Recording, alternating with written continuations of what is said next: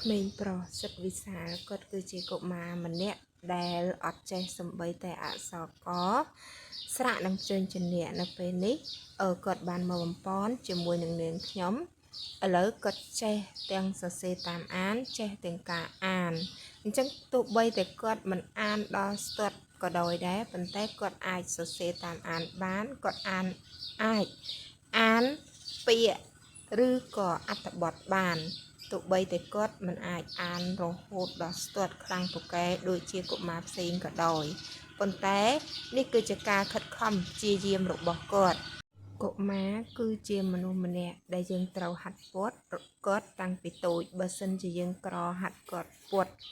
គាត់នោះទេនោះនឹងពិបាកក្នុងការហាត់ពត់របស់គាត់អញ្ចឹងហើយអនាគតរបស់ពួកគាត់គឺនៅក្នុងដៃរបស់ប៉ាម៉ាក់បើសិនជាប៉ាម៉ាក់អត់ជួយជំរុញកូននៅក្នុងការសិក្សារៀនសូត្រផងទេ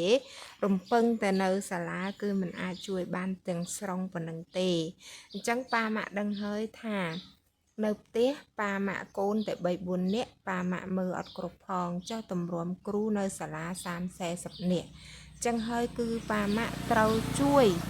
ដល់លោកគ្រូអ្នកគ្រូក្នុងការបង្ហាត់បង្រៀននៅផ្ទះបន្ថែមទៀត